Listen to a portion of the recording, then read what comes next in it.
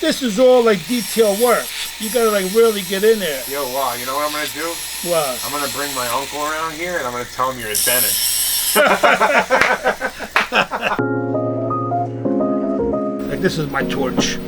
So when you solder, you have to have something that takes the heat. So right. It's the, you know, a 14 karat gold Jesus. Wow. This is going to get soldered like onto this cross.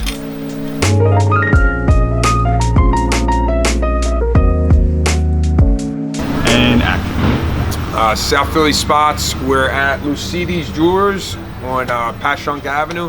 Let's go inside and talk to the owner, Wally. So this is how I work, Rich. You watch. Dark like this, yeah, with just these two lights on. Oh. That's it. That's it. That's how I work. Blackout. I've been coming here a lot lately. Hello, how you doing? Wally's my guy, my go-to guy for any jewelry. And we're gonna see him working right now. So this is my little workshop. I work in a basement. Okay, I set myself in the basement. This is my bench. This bench is from 1982. This was my first bench when I started. Okay, and I still have it. So a lot of jewelry was made off this bench. I went to school in 1978 in Lancaster for about a year. They taught me the basics, but my first job I got fired. The guy said I was too slow. So then I went to Atlantic City on New York Avenue. This family, it was a father and two sons. They had a store. And the guy took me under his wing. He showed me everything.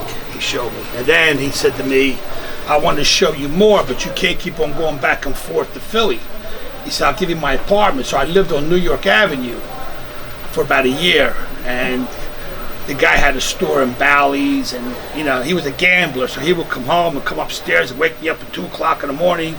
Come on, come downstairs, I'm working on a ring, I want to show you. This is an old Florentine finish. Back in the day, we used to make dog tags, and they would put the Florentine finish on there. I have one that's like that.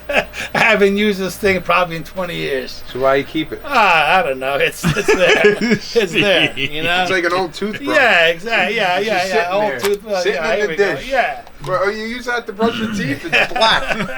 I hope not, Wally. You got nice teeth. This is binding wire. Like, you know, when you solder, you got to hold, like, you have to hold things together. So, like, you wrap it with this, it takes the heat. Mm-hmm. This is a watchmaker's loop. This is actually like, you know, my father's. My father, you know, he was a watchmaker. Oh, really? So, like, you know, he used to put this on and look at the pieces, but I use it. You know, it's only 7 power. It's not really for jewelers, but it's my father's. Like, if I was soldering, I would hold it, and then, you know, these are picks. Like, you put the solder, you pick it off, and you solder, you know, like that. It's very tedious work, you know. My eyes are getting kind of bad, you know, due to old age. See the spikes? Look, these are gold. But if you look over there on that wall, that little yellow card underneath the crucifix, yeah. Father Nick gave us that at the beginning of Lent. You're good.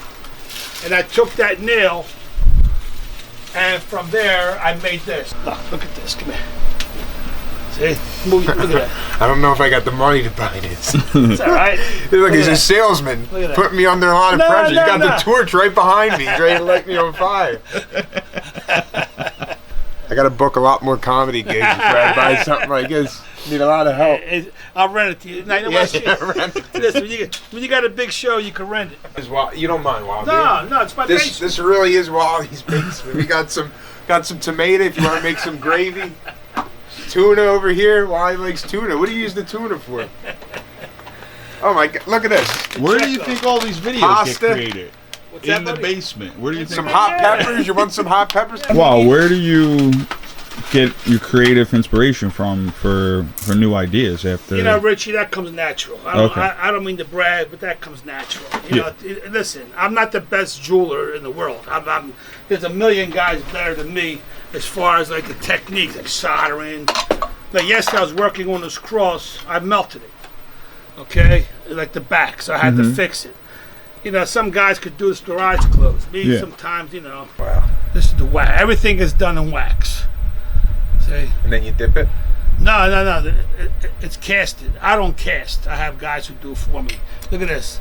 24 karat gold thorns. This is going to be for a cross similar to this. The thorn's going to go on top. So you talk about ideas. You say, where you get your ideas? They just come to I me. like that one. See, this is going to be like the that's thorns nice. That's with the nice. cross, but the cross has got to be bigger. Mm-hmm. And then I got a bigger Jesus. He's going to go over here. So when you see it, you see the Jesus, the thorns, the crown, the whole story. It tells the whole story of the crucifixion. I feel like Mickey. You're a fucking nut. Oh, he almost hit me in the face. Jesus Christ. And then listen. Yeah. Listen, then you